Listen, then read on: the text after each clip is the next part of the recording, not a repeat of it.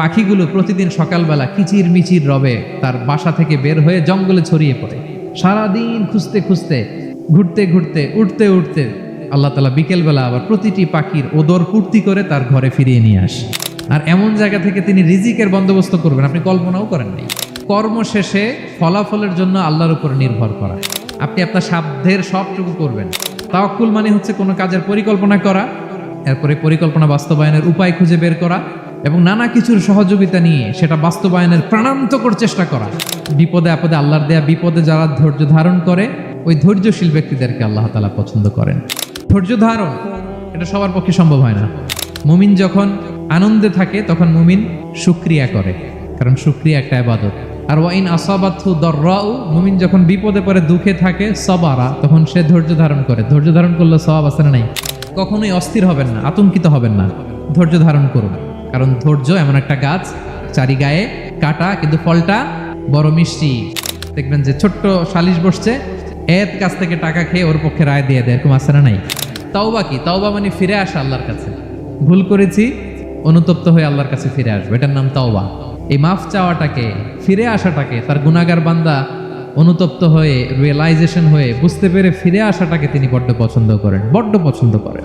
যত ভুল হোক, যত ভুল আপনি করেন, এটা খেয়াল রাখবেন, ভুল আপনি যতই করেন না কেন, তার রহমতের দরিয়া তার চাইতেও বড়, তার ক্ষমার মহাসাগর তার চাইতেও বিস্তৃত। বিষ্ণু বলেন তোমরা সবাই ভুলকারী, কিন্তু ওয়া খায়রুল খাত্তাঈনা আত-তাওয়াবুন, এই ভুলকারীদের মধ্যে শ্রেষ্ঠ যে ভুল করেই তওবা করে। তিনি বললেন অজুর চিহ্ন দেখে আমি আমার উম্মত চিনব। আমার যে সমস্ত উম্মতেরা অজু করে নামাজ পড়েছে, অজুর পানি তাদের গায়ের যেই যেই জায়গায় লেগেছে, এই জায়গাগুলো কিয়ামতের দিন রেডিয়াম বাতির মতো জল জল জল জল করে জ্বলতে থাকবে। দুনিয়ার চলতি পথে ডানে বায়ে এরকম অনেক পাপের হাতছানি আপনাকে স্পর্শ করতে চাইবে। ওই যে কাঁটাযুক্ত রাস্তা দিয়ে আপনি যেভাবে সাবধানে, কাঁটা যাতে গায়ে না লাগে, খুবই প্রিকশন নিয়ে হেঁটেছেন, এই দুনিয়ার পুরো জার্নিটা যদি এইভাবে চালাতে পারেন তাইলেই আপনি মুত্তাকি। যে আল্লাহকে সবসময় ভয় পাবে, যে মুত্তাকি, সে কোথাও জীবনে আটকাবে না। আমরা কি করে বুঝবো যে আল্লাহ তাআলা আমাদের ভালোবাসেন? কিভাবে বুঝবো যে তিনি আমাদেরকে পছন্দ করেন, ভালোবাসেন? এটা বোঝার কিছু সিস্টেম আছে। এক নম্বর সিস্টেম হচ্ছে আপনি জাস্ট দেখুন যে আপনি নিজেকে কোন কাজে ব্যস্ত রেখেছেন। আপনি আপনাকে কোন কাজে ব্যস্ত রেখেছেন, আপনার লাইফস্টাইলের দিকে তাকান, লুক অ্যাট ইউর লাইফস্টাইল, আপনি নিজেই বুঝে যাবেন। আপনি যদি দেখেন যে না, আপনার ভালো ভালো কাজে আপনার ব্যস্ততা, আপনার এঙ্গেজমেন্ট ভালো লোকদের সাথে, আপনার সার্কেলটা ভেরি গুড সার্কেল, ভালো কাজে আপনার মন টানে, আপনি ভালো কাজ করেন, যদি আপনার কার্যক্রম এরকম হয়, তাহলে বুঝে নেবেন আল্লাহ তাআলা আপনাদেরকে ভালোবাসেন, আলহামদুলিল্লাহ। আর যদি দেখেন না, যত আকাম কুকাম আছে ওইটার সবার আগে আপনি, যেই কাজে আল্লাহর ক্রোধ আসে, আল্লাহ রাগ হয়ে যান, যেই কাজ ইসলামে করার নিষেধ, যেটাতে তার অসন্তুষ্টি, ওই কাজে আপনার এঙ্গেজমেন্ট, ইনভলভমেন্ট, আপনার সার্কেলগুলোও এরকম, তাহলে বুঝে নেবেন আল্লাহ ভালোবাসা, এই মহা সৌভাগ্য আপনার কপালে জোটে নাই। তাহলে এটা হচ্ছে একটা সিস্টেম। আল্লাহ আপনাকে ভালোবাসেন কিনা এভাবে বুঝবেন যে আপনি নিজেকে কোন কাজে ব্যস্ত রেখেছেন, একটু দেখুন, আপনি মিলাতে পারবেন। 2 নাম্বার পদ্ধতি হচ্ছে এটা বোঝার যে তিনি আমাকে ভালোবাসেন কিনা, সেটা হচ্ছে পৃথিবীবাসী আপনাকে ভালোবাসে কিনা, এটা একটু দেখেন। এই পৃথিবীর ভালো মানুষগুলোর কাছে আপনার একটা গ্রহণযোগ্যতা আছে কিনা, এটা দেখেন। এটা দেখলে আপনি বুঝতে পারবেন। সহিহ মুসলিমের একটা ছোট্ট হাদিস শেয়ার করি। রাসূল সাল্লাল্লাহু আলাইহি ওয়াসাল্লাম বলেছেন যে ইন্নাল্লাহা ইযা আহাব্বা আবদান দাআ জিবরিল ফাকালা ইন্নী উহিব্বু ফুলানান ফাআহিব্বা। আল্লাহ তাআলা যখন কোনো বান্দাকে ভালোবাসে তখন তিনি জিব্রাইলকে ডেকে বলেন, হে জিব্রাইল, আমি আমার এই বান্দাকে ভালোবাসি, তুমিও তারে ভালোবাসো। ফায়ুহিব্বুহু জিবরিল, জিবরাইল আলাইহিস সালাম তারে ভালোবাসতে শুরু করে। শুধু এখানেই না, সুম্মা ইউনাদি ফিস সামা, তারপরে তিনি আকাশে একটা অ্যানাউন্সমেন্ট করেন। ফায়াকুল, তিনি বলেন যে ইন্নাল্লাহা ইউহিব্বু ফুলানান ফাআহিব্বু, ও আকাশবাসীরা, ও ফেরেশতারা, আল্লাহ তাআলা তার এই বান্দাকে ভালোবাসে, তোমরা সবাই তারে ভালোবাসো। তখন ফায়ুহিব্বুহু আহলুস সামা, গোটা আকাশবাসী তারে ভালোবাসতে শুরু করে, মানে ফেরেশতারা। তো আল্লাহ তাআলা এবং সকল ফেরেশতারা যখন তাকে ভালোবাসতে শুরু করে, রাসূল সাল্লাল্লাহু আলাইহি ওয়াসাল্লাম বললেন সুম্মা ইউদাউ লাহুল কবুলু ফিল আরদ, তখন পৃথিবীতে তার গ্রহণযোগ্যতা বাড়িয়ে দেওয়া হয়, তার অ্যাকসেপ্টেন্স বাড়িয়ে দেওয়া হয়, সবার কাছে তার একটা গ্রহণযোগ্যতা আছে, সবাই তাকে ভালোবাসে। এটা হচ্ছে একটা পদ্ধতি যে আল্লাহ তাআলা আপনাকে ভালোবাসে কিনা আপনি নিজেই বুঝবেন, যে পৃথিবীবাসী আপনাকে ভালোবাসে কিনা, আপনার কলিগরা আপনাকে ভালোবাসে কিনা, আপনার বন্ধুরা আপনাকে ভালোবাসে কিনা, আপনার নেইবররা আপনাকে ভালোবাসে কিনা, পৃথিবীর ভালো মানুষগুলোর কাছে আপনার গ্রহণযোগ্যতা আছে কিনা। যদি থাকে, বুঝবেন আল্লাহ তাআলা আপনাকে ভালোবাসেন, ঠিক কিনা? আল্লাহ তাআলা আমাদেরকে যেন ওই কাতারে শামিল করেন, আমরা পড়ি আমিন। তাহলে আলোচনার টপিক, আল্লাহ তাআলা যাদেরকে ভালোবাসেন। শুরুতে আমরা জানলাম ভালোবাসার পদ্ধতি হচ্ছে, প্রক্রিয়া হচ্ছে একটাই, রাসূল সাল্লাল্লাহু আলাইহি ওয়াসাল্লামের পুঙ্খানু অনুসরণ, তার চেয়ে বেশিও না কমও না, হুবহু অনুসরণ, ঠিক কিনা? আর দেখেন যে আশেপাশের মানুষ আপনার ব্যাপারে কি বলে। পৃথিবীবাসী যদি আপনারে পছন্দ করে, তার মানে আল্লাহ তাআলাও আপনারে পছন্দ করে। আল্লাহ তাআলা অনেক শ্রেণীর ব্যক্তিকে ভালোবাসেন বলে তিনি ঘোষণা করেছেন। তিনি বলেছেন যে আমি তাদেরকে ভালোবাসি। এর মধ্যে এক নম্বর হচ্ছে আল মুহসিনুন। মুহসিনুন মানে হচ্ছে যে ইহসান করে, মানে অন্যের প্রতি অনুগ্রহ দেখায়, অনুগ্রহশীল, অন্যের প্রতি দয়াশীল, অনুগ্রহশীল, এই সমস্ত বান্দাদের আল্লাহ ভালোবাসেন। আল্লাহ বলেন ওয়া আনফিকু ফি সাবিলিল্লাহি ওয়া লা তুলকু বিআইদিকুম ইলা তাহলুকা ওয়া আহসিনু ইন্নাল্লাহা ইউহিব্বুল মুহসিনিন। তিনি বলেন যে তোমরা আল্লাহর রাস্তায় দান করো আর নিজেরা নিজেদেরকে ধ্বংসের মুখে ঠেলে দিও না, আর তোমরা ইহসান করো অন্যের প্রতি, কারণ ইন্নাল্লাহা ইউহিব্বুল মুহসিনিন, আল্লাহ তাআলা মুহসিনিনদের ভালোবাসেন, মানে যারা অন্যের প্রতি অনুগ্রহ দেখায়, অন্যের প্রতি দয়া পরবশ, তাদেরকে আল্লাহ ভালোবাসেন। সুবহানাল্লাহি ওয়া বিহামদিহি। তাহলে পেয়ে গেলাম, মিলায় নেন যে অন্যের প্রতি সফট কর্নার, অন্যের প্রতি দয়া, অনুকম্পা, হেল্পিং হ্যান্ড, হেল্প করার মানসিকতা, অন্যের দুঃখে কাদা, এই মাইন্ডসেট, এই মেন্টালিটি আমাদের আছে কিনা একটু মিলিয়ে নেন। না থাকলে রিমাইন্ডার হিসেবে নেন যে আমরাও যেন মুহসিনুনদের কাতারে শামিল হতে পারি। ইহসান এটা অনেক বড় তবকার একটা আমল। ইবাদতেও ইহসান লাগবে, ইবাদতের বাইরে সামাজিক কর্মকাণ্ড, রাষ্ট্রীয় কর্মকাণ্ড, সব কাজে আল্লাহ তাআলা এই ইহসানকে আবশ্যক করেছেন। অনুগ্রহ, অন্যদের প্রতি অনুগ্রহশীল হওয়া। ইবাদতে ইহসানটা কেমন? সেদিনা জিবরাইল আলাইহিস সালাম রাসূল সাল্লাল্লাহু আলাইহি ওয়াসাল্লামকে জিজ্ঞেস করেছিলেন যে ইয়া রাসূলুল্লাহ ফাখবিরনি আনিল ইহসান, ইহসান আবার কি, আমাকে একটু বলেন। তো ইবাদতে ইহসানটা কেমন? রাসূল সাল্লাল্লাহু আলাইহি ওয়াসাল্লাম বললেন যে ইহসান হচ্ছে আন তা'বুদাল্লাহা কাআন্নাকা তারাহু ফাইন লাম তাকুন তারাহু ফাইন্নাহু ইয়ারাক। তুমি এমন ভাবে ইবাদত করবে, তুমি ভাববে যে তুমি আল্লাহকে দেখছো, তুমি আল্লাহকে দেখে দেখে ইবাদত করতেছো, এরকম ভাবো না একটু। আর এটা ভাবতে যদি কষ্ট হয়, অন্তত এতটুকু তো ভাবো যে আল্লাহ তোমায় দেখছেন। এতটুকু ভাবা যাবে না? আমরা যখন নামাজ পড়ি, আমাদের প্রত্যেকটা সালাতের মুহূর্তে আমাদের এটা ভাবতে হবে যে আল্লাহ তাআলা কিন্তু আমাকে দেখছেন। এই যে আমি ফিস করে সুবহানা রাব্বিয়াল আলা পড়ি, সুবহানা রাব্বিয়াল আযীম পড়ি, আমি তাসবিহ পড়ি, আমার রুকু সেজদা সবকিছু আমার আল্লাহ দেখছেন। এই সেন্স, এই অনুভূতি যদি আপনার মধ্যে থাকে, এটাই হচ্ছে ইবাদতের ইহসান। আর ইবাদত ছাড়া আমাদের দৈনন্দিন কাজ, পারিবারিক কাজ, সামাজিক কাজ, এই সমস্ত কাজেও কিন্তু আল্লাহ তাআলা ইহসানকে আবশ্যক করেছেন। প্রিয় ভাই এবং বোনেরা, অন্যের প্রতি অনুগ্রহ করাটাকে তিনি কি করেছেন? আবশ্যক করেছেন। একটা ছোট্ট হাদিস শুনি। হাদিসে রাসূল সাল্লাল্লাহু আলাইহি ওয়াসাল্লাম ইরশাদ করছেন যে ইন্নাল্লাহা তাবারাকা ওয়া তাআলা কাতাবাল ইহসানা আলা কুল্লি শাই। আল্লাহ তাআলা সব কিছুর উপর ইহসানকে আবশ্যক করেছেন, সব কিছুর উপর। মুমিনের সব কাজে ইহসান থাকতে হবে, অন্যের প্রতি অনুগ্রহের পরশ থাকতে হবে। এবার মজার একটা পার্ট আসছে হাদিসে, খেয়াল করে শুনি। রাসূল সাল্লাল্লাহু আলাইহি ওয়াসাল্লাম বলেন ফাইদা কাতালতুম ফাআহসিনুল কিতলা। আল্লাহ তাআলা সব জায়গায় ইহসানকে আবশ্যক করেছেন। এমন কি ফাইদা কাতালতুম, যখন তোমরা কতল করবে কাউকে, ফাআহসিনুল কিতলা, ইহসানের সাথে কতল করো। সুবহানাল্লাহ বললেন না? প্রসঙ্গটা কি? হত্যা। প্রসঙ্গটা রাষ্ট্রীয় কাজে হয়তো ডেথ পেনাল্টি, তার মৃত্যুদণ্ড দিতে হবে। রাসূল সাল্লাল্লাহু আলাইহি ওয়াসাল্লাম বলেন ফাইদা কাতালতুম ফাআহসিনুল কিতলা, মৃত্যুদণ্ড দিবা কিন্তু ইহসানের সাথে দিও। আপনি চাইলেই তার কান কেটে ফেলতে পারবেন না, তাকে শ্বাসরুদ্ধ করতে পারবেন না, পেট্রোল দিয়ে তার দেহ জ্বালিয়ে দিতে পারবেন না, চাইলেই এই দেহটারে আপনি নষ্ট করতে পারবেন না। রাষ্ট্রীয় কাজে বিচারে সাব্যস্ত হয়েছে তার এখন ডেথ পেনাল্টি, মৃত্যুদণ্ড কার্যকর করবেন, ঠিক আছে, কিন্তু সেখানে ইহসানের সাথে। ফাইদা কাতালতুম ফাআহসিনুল কিতলা, মৃত্যুদণ্ড কার্যকর করার সময় ইহসানের সাথে করো। ওয়া ইদা যাবাহতুম ফাআহসিনুয যাবাহা, জবাই করার সময় ইহসান করো। সুবহানাল্লাহ। করতেছি জবাই, করতেছি কি, কিন্তু মেরে ফেলতেছি প্রাণীটাকে খাওয়ার জন্য। স্লটারিং, লিটারালি আমি ছুরি চালাচ্ছি ওর গলায়, ফিনকি দিয়ে রক্ত বেরোবে এখনই, মেরে ফেলতেছি। কিন্তু যা মনে চায় আপনি কোপাতে পারবেন? কোরবানির পশুকে কষ্ট দিতে পারবেন না। আমরা এই ভুলটা করি।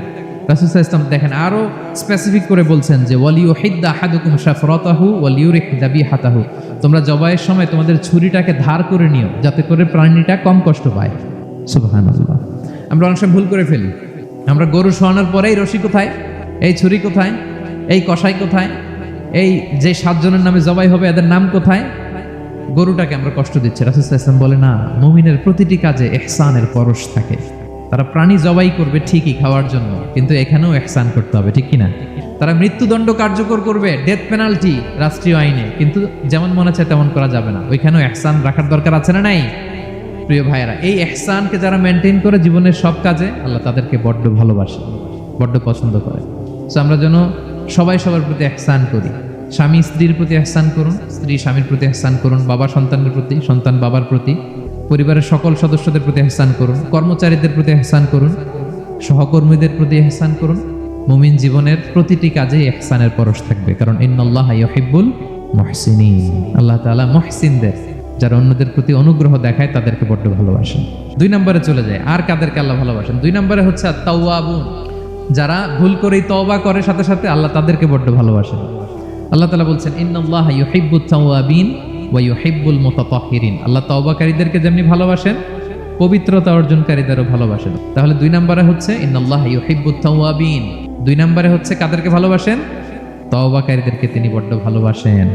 দেখেন রাসূল সাল্লাল্লাহু আলাইহি ওয়াসাল্লাম কি বলে, তিনি বলেন ওয়াল্লাহি ইন্নী লা আস্তাগফিরুল্লাহ ওয়া আতুবু ইলাইহি ফিল ইয়াউমি আকসারা মিন 70 মাররা। আল্লাহর শপথ, আমি বিশ্বনবী প্রতিদিন 70 বারেরও বেশি তওবা করি।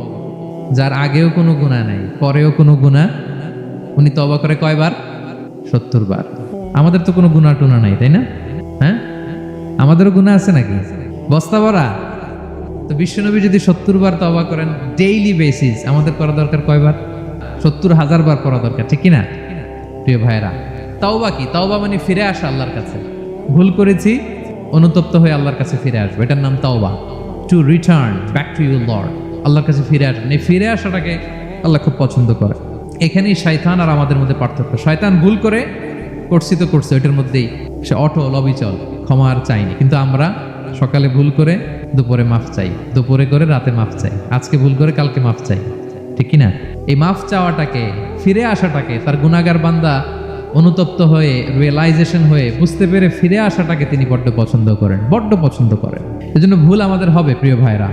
আল ইনসান মিনান নিসিয়ান, আমাদের নামটাই এসেছে ভুল থেকে। আমরা ভুলে যাই, ভুল হয়ে যায় আমাদের, কিন্তু ক্ষমার রাস্তা, তওবার রাস্তা খোলা আছে না নাই?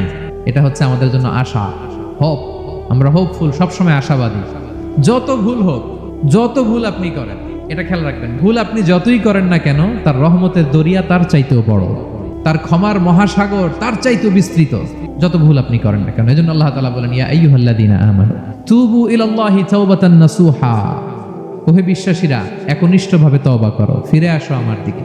ফাফিররু ইলাল্লাহ 24/7। পৃথিবীর কোনো দরজা 24 ঘন্টা খোলা থাকে না।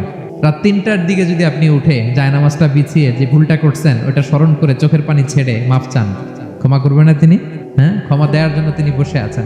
এজন্য ভুল হইলে আমরা পড়বো আস্তাগফিরুল্লাহ। কি পড়বো? পড়েন আস্তাগফিরুল্লাহ রাব্বি মিন কুল্লি যামবি ওয়া আতুবু ইলাই। পড়েন আস্তাগফিরুল্লাহ আল্লাযী লা ইলাহা ইল্লা হুয়াল হাইয়ুল কাইয়্যুম ওয়া আতুবু ইলাই।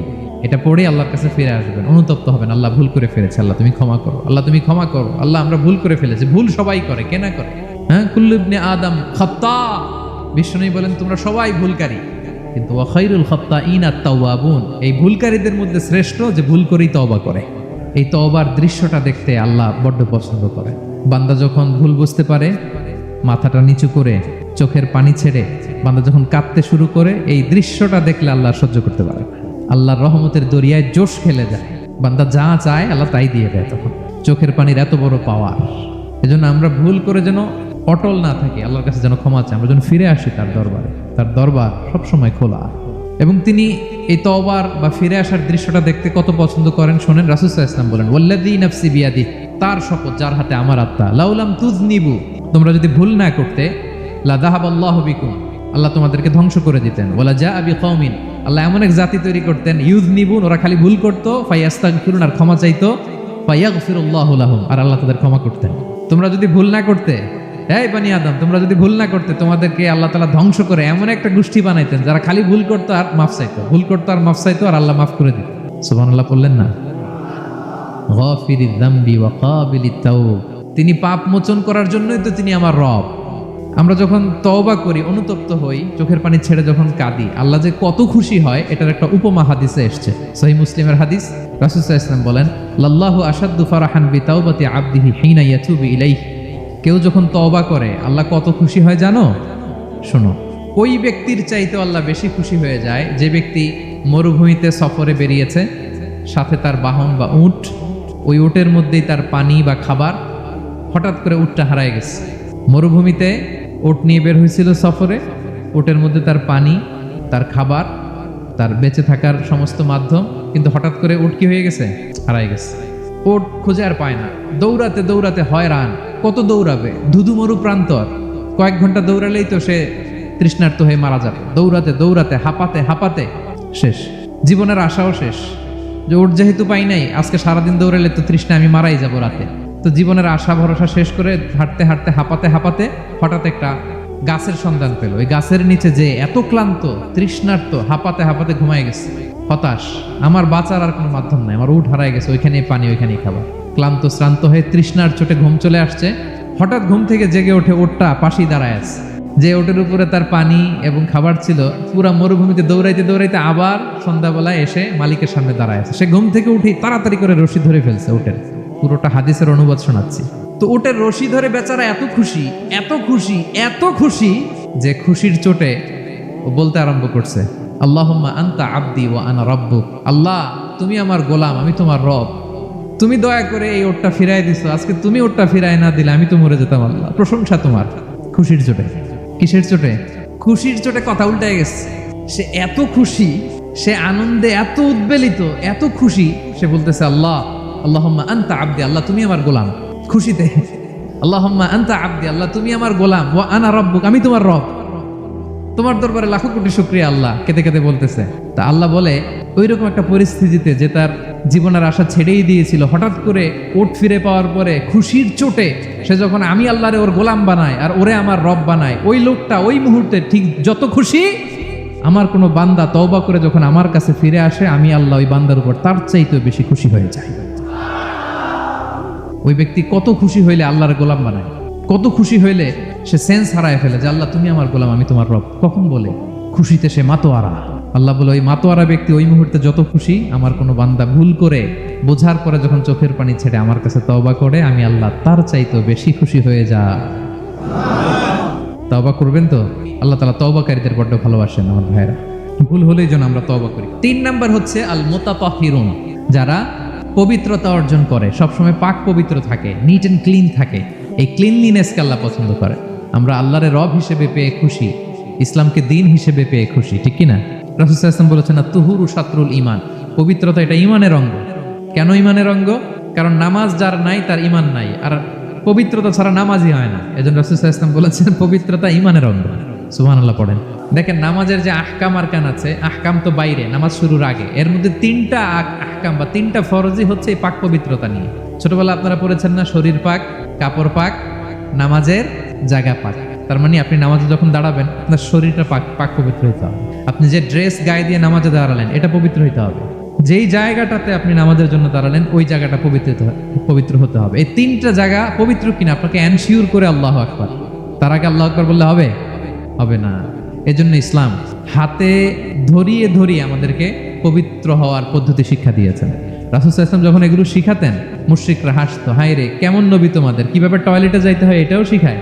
সাহাবারা বলতেন, হ্যাঁ আমাদের নবী ধরে ধরে আমাদের শিখায় যে টয়লেটে ঢুকতে বাম পা, বেরোতে ডান পা, ঢোকার আগে দোয়া, ওয়ালা তাস্তাকবিলুল কিবলা, কিবলামুখী হওয়া যাবে না, ঢিলা ইউজ করলে 3টা ইউজ করো, বেজর করো, প্রতিটা জিনিস, কি করে ওযু করতে হয়, কি করে তায়াম্মুম করতে হয়, কি করে ফরজ গোসল করতে হয়, আমার নবী ধরে ধরে আমাদের শিখিয়েছেন, ঠিক কিনা? ধরে ধরে শিখিয়েছেন। কিভাবে ওযু করবেন, রাসূল সাল্লাল্লাহু আলাইহি ওয়াসাল্লাম গামলা নিয়ে তিনি দেখিয়েছেন। কিভাবে তায়াম্মুম করবেন, মাটিতে বাড়ি দিয়ে তায়াম্মুম করে দেখিয়েছেন। কেমন করে মেসওয়াক করবেন দেখিয়েছেন। কিভাবে আতর ইউজ করবেন দেখিয়েছেন। ক্লিনলিনেসের যত দিক হতে পারে সব বিশ্বনবী আমাদের শিখিয়েছেন। এখন ওযু গোসলের জন্য পানি নাই, তো ওযু আর গোসলের জন্য যদি পানি না থাকে, ফালাম তাজিদু মাআন ফাতায়াম্মামু সাঈদান তাইয়্যিবা, পবিত্র মাটি দিয়ে তায়াম্মুম করো। দেখেন, ওযুও শিখাইলো কোরআন, তায়াম্মুমও শিখাইলো কোরআন। পাক পবিত্র হওয়ার, ক্লিনলিনেসের যত আয়োজন আছে সব আল্লাহর কোরআনে আছে না নাই? সব আল্লাহ তাআলা আমাদেরকে জানিয়ে দিয়েছেন। এবং আম্মা জান আয়েশা রাদিয়াল্লাহু তাআলা আনহা আল্লাহ রাসূল সাল্লাল্লাহু আলাইহি ওয়াসাল্লামকে জিজ্ঞেস করেছিলেন, ইয়া রাসূলুল্লাহ, কিয়ামতের দিন এত নবীর উম্মত, কোটি কোটি মানুষ, আপনি আপনার উম্মতকে চিনবেন কি করে? এত মানুষ থাকবে, আপনি কি করে চিনবেন? রাসূল সাল্লাল্লাহু আলাইহি ওয়াসাল্লাম বললেন, ইন্না উম্মতি ইয়াতুনা ইয়াউমাল কিয়ামাতি গুররাম মুহাজ্জালিনা মিন আসারিল উযু। তিনি বললেন, ওযুর চিহ্ন দেখে আমি আমার উম্মত চিনব। আমার যে সমস্ত উম্মতেরা ওযু করে নামাজ পড়েছে, ওযুর পানি তাদের গায়ের যেই যেই জায়গায় লেগেছে, এই জায়গাগুলো কিয়ামতের দিন রেডিয়াম বাতির মতো জল জল জল জল করে জ্বলতে থাকবে। আমি এটা দেখে চিনে ফেলবে আমার উম্মত, নামাজি, পাক্কা নামাজি। আল্লাহু আকবার। এবং অতিরিক্ত পবিত্রতা অর্জনের জন্য কিছু সাহাবীদেরকে আল্লাহ স্পেশালি কোরআনে অ্যাপ্রিশিয়েট করেছেন। তারা হচ্ছে মসজিদে কুবা পল্লীর আশেপাশে যে সাহাবারা, তারা অতিরিক্ত পবিত্রতা অর্জন করতেন। আল্লাহ তাআলা বলেন, ফিহি রিজালুন ইউহিব্বুনা আইয়াতাতাহহারু, এই মসজিদে কুবার আশেপাশে এমন কিছু মুসল্লি আছে যারা পছন্দ করে পবিত্রতা অর্জন করতে, বেশি পবিত্রতা অর্জন করতে তারা পছন্দ করে। আর ওয়াল্লাহু ইউহিব্বুল মুত্তাহিরিন, আল্লাহ তাআলা অতিরিক্ত পবিত্রতা অর্জনকারীকে ভালোবাসেন, পছন্দ করেন। সুবহানাল্লাহ পড়েন। তো তাদের প্রশংসা যখন আল্লাহ তাআলা কোরআনে করলেন, বিষ্ণু সাল্লাল্লাহু আলাইহি ওয়াসাল্লাম তাদেরকে ডাকলেন, বললেন, ও কোবাপল্লীর সাহাবীরা, ঘটনা কি? তোমাদের নাম বিশেষভাবে আল্লাহ তাআলা কোরআনে উল্লেখ করেছে যে ফিহি রিজালুন ইউহিব্বুনা আন ইয়াতাতাহহারু। কি তোমাদের এমন গুণ? তোমরা কিভাবে পবিত্রতা অর্জন করো? তারা বলতে আরম্ভ করলো যে নাতাওয়াদ্দাউ লিস-সালাহ, আমরা নামাজের সময় ওযু করি, ওয়া নাগতাসিলু মিনাল জানাবা, গোসল ফরজ হলে গোসল করি, ওয়া নাস্তানজি বিল মা, আর পানি দিয়ে ইস্তেনজা করি। এই পানি দিয়ে ইস্তেনজা করাটা আল্লাহ পছন্দ করেছেন। ওনাদের সময় ওনারা পানি দিয়ে ইস্তেনজা করতো না, পাথর দিয়ে, ঢিলা দিয়ে তারা ক্লিন হয়ে যেত। তো তারা বলে ওয়ানাস্তানজি বিল মা, আমরা পানি জমিয়ে রাখি, সেই পানি দিয়ে ইস্তেনজা করি। রাসূল সাল্লাল্লাহু আলাইহি ওয়াসাল্লাম বললেন, ক্বালা ফাহুয়া যাক ফাআলাইকুম, তাহলে এটাই সেই কারণ, এটাই সেই কারণ, এজন্যই আল্লাহ তাআলা স্পেশালি কোরআনের ভেতরে তোমাদের নাম তুলে দিয়েছেন। পড়েন সুবহানাল্লাহ। তো আমরা যেন এই পবিত্রতাকে গুরুত্ব দেই প্রিয় ভাইরা, কারণ আল্লাহ তাআলা তিনি বলছেন ইন্নাল্লাহা ইউহিব্বুত তাওয়াবিন, তিনি তাওবাকারীদের যেমনি ভালোবাসেন, ওয়া ইউহিব্বুল মুতাতাহহিরিন, তিনি পবিত্রতা অর্জনকারীদেরকে ভালোবাসেন। আমরা যেন অজু করার সময় খুব ভালোভাবে করি। রাসূল সাল্লাল্লাহু আলাইহি ওয়াসাল্লাম যখন বললেন অজুর পানি যেখানে লাগে ওটা জল করে জ্বলবে, তা আবু হুরায়রা রাদিয়াল্লাহু তাআলা আনহু হাত তো ধুইতে হয় কোনি পর্যন্ত, উনি এতটুকু ধুইতেন। উনি বলতেন যে কিয়ামতের দিন আমার হাত এতটুকু পর্যন্ত জল করবে। কি মাইন্ডসেট ওনাদের, সুবহানাল্লাহ। সো আমরা যেন এই ক্লিনলিনেসের সর্বোচ্চ নাজরানা পেশ করি, সর্বোচ্চটা যেন আমরা সবসময় মেসওয়াক করা, পারফিউম ইউজ করা, অজু গোসল যেন আমরা করি, ফলে আমরা মুতাতাহহিরিন, পবিত্রদের অন্তর্ভুক্ত হতে পারবো। আর আল্লাহ তাআলা পবিত্রদের বড্ড ভালোবাসেন। 4 নম্বরে আল মুত্তাকুন, যারা আল্লাহ তাআলাকে ভয় পায়। আল্লাহ তাআলা বলছেন বালা মান আওফা বিআহদিহি ওয়াত্তাকা ফা ইন্নাল্লাহা ইউহিব্বুল মুত্তাকিন। হ্যাঁ, যারা ওয়াদা রাখে, আল্লাহকে ভয় করে, আল্লাহ তাআলা এই মুত্তাকিদের বড্ড ভালোবাসেন। মুত্তাকি অর্থাৎ আল্লাহ সচেতনতা, আল্লাহ ভীরুতা যাদের ভেতরে আছে, যে কোনো পরিস্থিতিতে তারা ভাবে যে আল্লাহ তাআলা আমাকে দেখছেন, এই সেন্স, এই অনুভূতি যার মধ্যে আছে সে মুত্তাকি। তা আমরা মানুষের সামনে যেভাবে যেরকম সৎ থাকি, আমরা যদি মানুষের চক্ষুর আড়ালেও সৎ থাকি, তাহলে আমরা মুত্তাকি। বুঝতে পেরেছেন? মুত্তাকির তাকওয়ার অনেক সংজ্ঞা আছে, অনেক সংজ্ঞা। সবচেয়ে সহজ সংজ্ঞা হচ্ছে মানুষের সামনে আমরা যতটা ভালো, আমার প্রাইভেট লাইফেও যদি আমি ততটা ভালো হই, তাহলে আমি মুত্তাকি। একটু যোগ বিয়োগ দিয়ে নেন নিজের সাথে নিজে, যে আমি পাবলিকলি যতটা ভালো, প্রাইভেটলি ততটা ভালো কিনা। যদি হই তো আমি মুত্তাকি। ওমরে ফারুক রাদিয়াল্লাহু তাআলা আনহু একবার উবাই ইবনে কাবকে বললেন, ইয়া উবাই মা হুয়া তাকওয়া, আল্লাহ কোরআনে এত তাকওয়ার কথা বলেছেন, তাকওয়াটা কি? উনি প্রশ্নের উত্তর না দিয়ে উনিও প্রশ্ন করলেন। উনি বললেন, হাল সালাকতা তরিকান দা শাউক, ইয়া আমিরাল মুমিনিন, আপনি কি কখনো মরুভূমিতে কাঁটাযুক্ত রাস্তা দিয়ে হেঁটেছেন? উনি বললেন, হেঁটেছি। তো কিভাবে হেঁটেছেন? দেখেন কেমনে উত্তর দেয় এক সাহাবী আর এক সাহাবীকে। যেখানে যে রাস্তায় কাঁটা আছে, ক্যাকটাস আছে, গুলমলতা, কিভাবে হেঁটেছেন? তিনি বললেন, ইজতাহাদতু ওয়া তাশাম্মারতু, আমি আমার জুব্বা, পাগড়ি খুব আঁটো করে কাপড়টা উপরের দিকে টেনে এমন সাবধানে হেঁটেছি যাতে ক্যাকটাসের কাঁটা আমার গায়ে না লাগে। এই পথটা পাড়ি দিতে খুব সাবধানে, খুব প্রিকশন নিয়ে, এক্সট্রা কশন নিয়ে আমি পার হয়েছি। উবাই ইবনে কাব বললেন, হাদা হুয়া তাকওয়া, এটাই তো তাকওয়া। এই তো বুঝে গেছেন আপনি। আপনি একটু আগে প্রশ্ন করছেন তাকওয়া কি, এটাই তাকওয়া। বলে তাই নাকি? তিনি বললেন হ্যাঁ। তো তিনি বললেন, দুনিয়ার চলতি পথে ডানে বায়ে এরকম অনেক পাপের হাতছানি আপনাকে স্পর্শ করতে চাইবে। ওই যে কাঁটাযুক্ত রাস্তা দিয়ে আপনি যেভাবে সাবধানে, কাঁটা যাতে গায়ে না লাগে, খুবই প্রিকশন নিয়ে হেঁটেছেন, এই দুনিয়ার পুরো জার্নিটা যদি এইভাবে চালাতে পারেন, তাইলেই আপনি মুত্তাকি। সুবহানাল্লাহ বিহামদিহি। আল্লাহ তাআলা বলেন, যাদের মধ্যে এই তাকওয়ার সেন্স আছে আমি তাদেরকে ভালোবাসি। তাকওয়া হচ্ছে কেউ না দেখলেও আল্লাহ দেখেন, এই অনুভূতি। সবার চোখ ফাঁকি দেয়া গেলেও একজনের চোখ ফাঁকি দেয়া যায় না। তিনি কে? এই অনুভূতির নাম হচ্ছে তাকওয়া। তাকওয়া হচ্ছে ক্রাইটেরিয়া, যার তাকওয়া বেশি সে আমার কাছে সম্মানিত। এবং আল্লাহ তাআলা বলেন, ওমাইয়াত্তাকিল্লাহা ইয়াজআল লাহু মাখরাজা ওয়া ইয়ারযুকহু মিন হাইসু লা ইয়াহতাসিব, যে আল্লাহকে সবসময় ভয় পাবে, যে মুত্তাকি, সে কোথাও জীবনে আটকাবে না, কোথাও আটকাবে না। এই জীবনে কোথাও আটকাবেন না, আটকাইলেই একটা কেলোয়ার পেয়ে যাবেন। কেলোয়ারের ব্যবস্থা করে দিবে কে? আর এমন জায়গা থেকে তিনি রিজিকের বন্দোবস্ত করবেন আপনি কল্পনাও করেন নাই। সুবহানাল্লাহ বিহামদিহি। তাহলে 4 নম্বরে মুত্তাকুন, যারা আল্লাহকে ভয় করে, আল্লাহ তাদেরকে ভালোবাসেন। আমরা যেন মুত্তাকিদের কাতারে শামিল হতে পারি। আল্লাহ তুমি তৌফিক দাও। প্রিয় ভাইরা আমার, 5 নম্বরে হচ্ছে আল মুতাওয়াক্কিলুন, যারা আল্লাহর উপর তাওয়াক্কুল করে। আল্লাহ বলে, ফাইদা আযামতা ফাতাওয়াক্কাল আলাল্লাহ ইন্নাল্লাহা ইউহিব্বুল মুতাওয়াক্কিলিন। কোন বিষয়ে যখন দৃঢ় সংকল্প নিয়েছো, তো আল্লাহর উপর ভরসা করো, কারণ আল্লাহ ওই সমস্ত লোকদের ভালোবাসা যারা আমার উপর তাওয়াক্কুল করে, মানে ভরসা করে। আমাদের ভরসা এক মহান সত্তার প্রতি, তিনি কে? এবং প্রতিটি মুহূর্তে যেন আমরা আল্লাহর উপর তাওয়াক্কুল করি। রাসূল সাল্লাল্লাহু আলাইহি ওয়াসাল্লাম এটা আমাদের শিখিয়েছেন। এমনকি ঘর থেকে বেরোলেও যেন আমরা আল্লাহর উপর তাওয়াক্কুল করি, বিশ্বনবী শিখিয়েছেন। তিনি ঘর থেকে বেরোলেই পড়তেন, বিসমিল্লাহি তাওয়াক্কালতু আলাল্লাহ লা হাওলা ওয়ালা কুওয়াতা ইল্লা বিল্লাহ। আল্লাহর উপর, আল্লাহর নামে, আল্লাহর উপর তাওয়াক্কুল করে বেরোলাম। তো এই তাওয়াক্কুল যারা করে, আল্লাহর উপর ভরসা রাখে, আল্লাহ তাদেরকে বড্ড পছন্দ করেন। এখন তাওয়াক্কুলটা কি? তাওয়াক্কুল নিয়ে আমাদের সমাজে অনেক মিসআন্ডারস্ট্যান্ডিং আছে। প্রিয় ভাইরা আমার, তাওয়াক্কুল হচ্ছে কর্ম শেষে ফলাফলের জন্য আল্লাহর উপর নির্ভর করা। মনোযোগ দিয়ে শুনুন, আই রিপিট, আমি আবারও বলছি, কর্ম শেষে ফলাফলের জন্য কার উপর নির্ভর করা। এখন আপনি কর্ম বাদ দিয়ে দিলেন, কিছু করলেন না, আর বললেন আল্লাহ ভরসা, যা করে আল্লাহ ভরসা, তাওয়াক্কাল তো আল্লাহ হয়েছে। এটা আপনার মন গড়া কথা হয়েছে, এটা তাওয়াক্কুল হয়নি। ইসলামী তাওয়াক্কুল হচ্ছে আপনি আপনার সাধ্যের সবটুকু করবেন, করার পরে ফলাফল কি আসবে, ফলাফল কি আমার হাতে, কার হাতে, এই জন্য আপনি আল্লাহর উপর তাওয়াক্কুল করবেন। কিন্তু কাজ বাদ দেওয়া যাবে না। অনেকে নিজেদের অপারগতা, দুর্বলতা, কর্মহীনতা আর অলসতাকে তাওয়াক্কুল বানায় ফেলছে। কাজ করতে মনে চায় না, অলসতা, তাওয়াক্কুল করলাম। বলেন তো এটা তাওয়াক্কুল হয়েছে?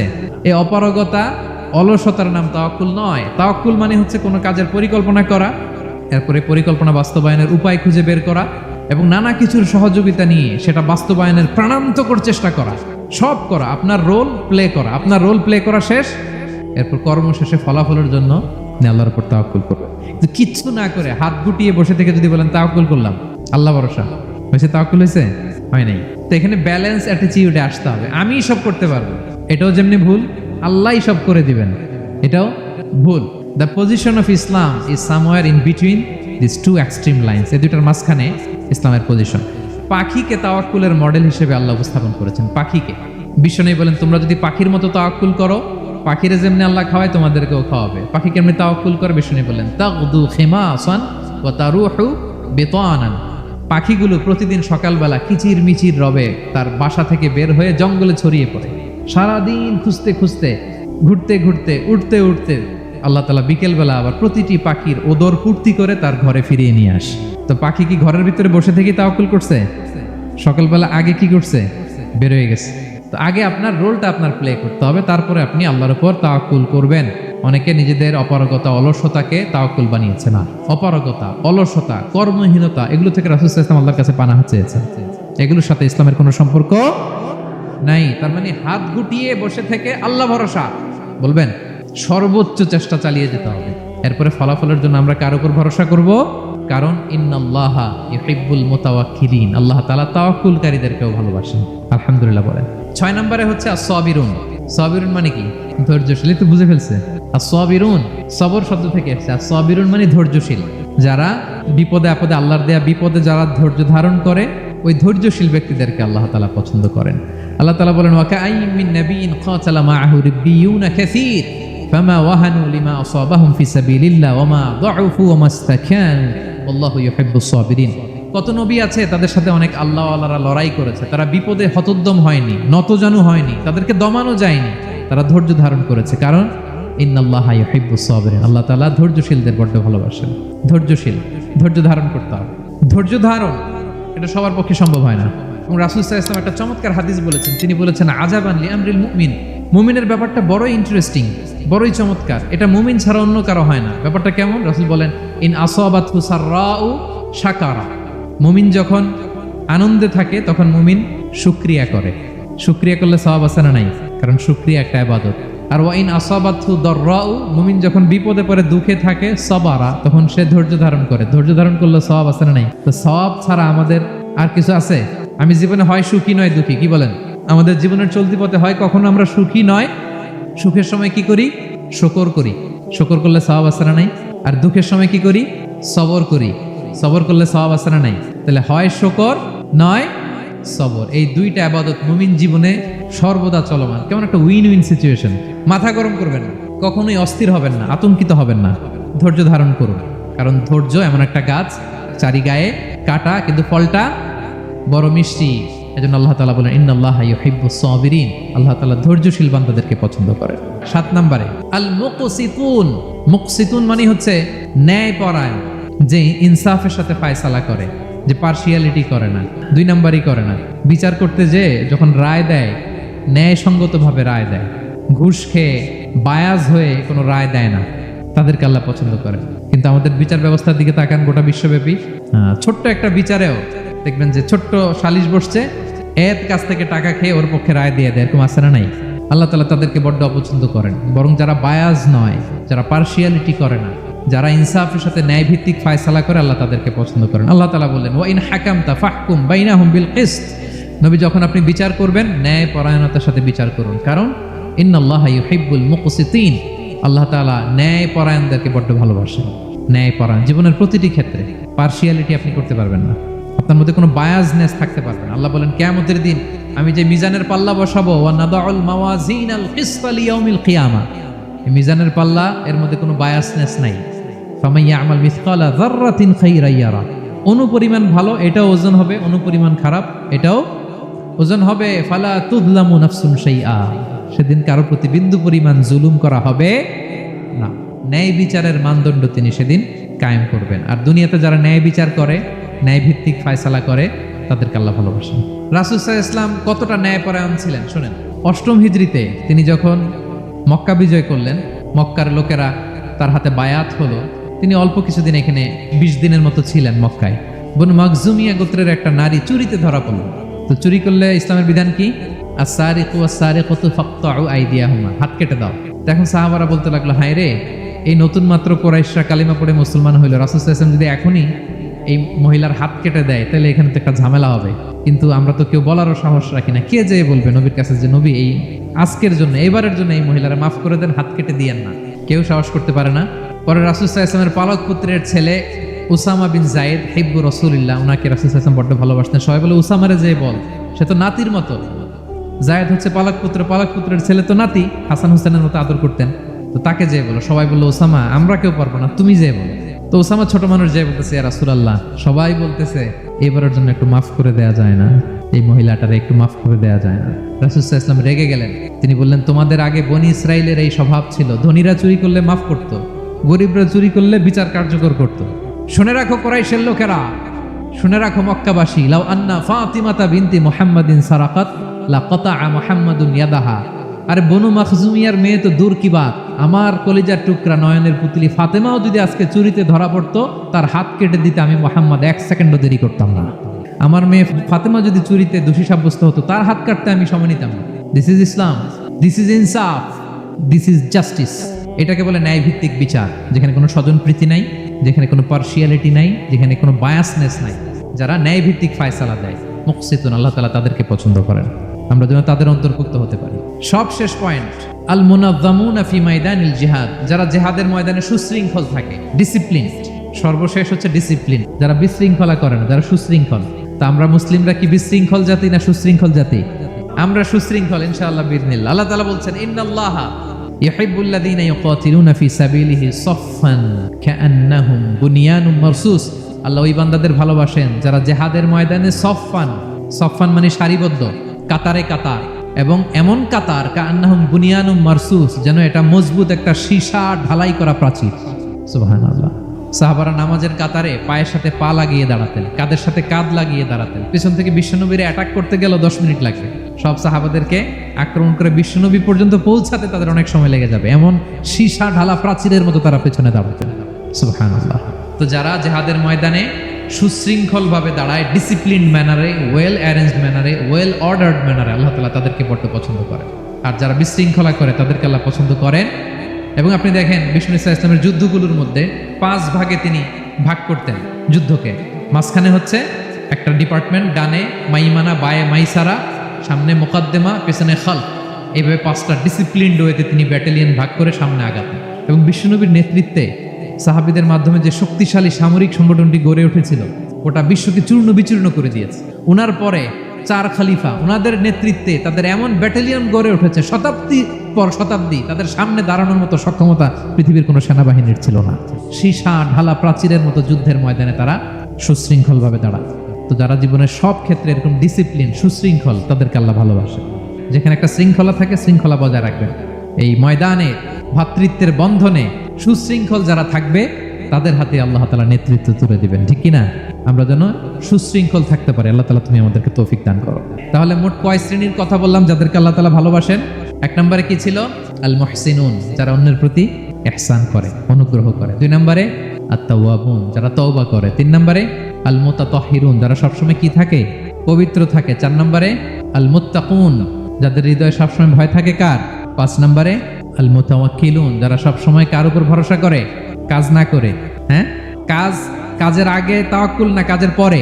6 নম্বরে ধৈর্যশীল আস-সাবির। 7 নম্বরে ন্যায় বিচারক আল মুকসিতুন, যারা ইনসাফ জাস্টিস এই সমাজে প্রতিষ্ঠা করতে চায়, যাদের মধ্যে বায়াসনেস নাই, পার্সিয়ালিটি নাই, কোনো স্বজনপ্রীতি নাই, তাদেরকে আল্লাহ ভালোবাসে।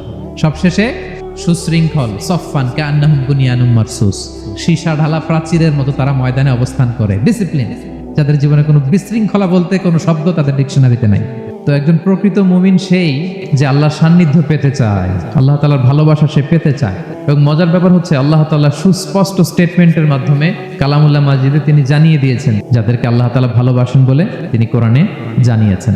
আমাদের প্রত্যেকের মনে রাখতে হবে যে আল্লাহ তাআলা ভালোবাসা পাওয়ার প্রধান শর্ত হচ্ছে রাসূল সাল্লাল্লাহু আলাইহি ইসলামকে ভালোবাসা, তার অনুসরণ করা। This is the first and foremost reminder tonight. আজকের প্রথম রিমাইন্ডার এটা যে আমরা যে আল্লাহর ভালোবাসা পেতে চাই, এটার প্রধানতম শর্ত হচ্ছে আল্লাহ রাসূল সাল্লাল্লাহু আলাইহি ইসলামের অনুসরণ করতে হবে। ওনার অনুসরণ বাদ দিয়ে আল্লাহর ভালোবাসা কোশ্চিনকালেও পাওয়া যাবে না। যে আয়াত দিয়ে সূরা আলে ইমরানের 31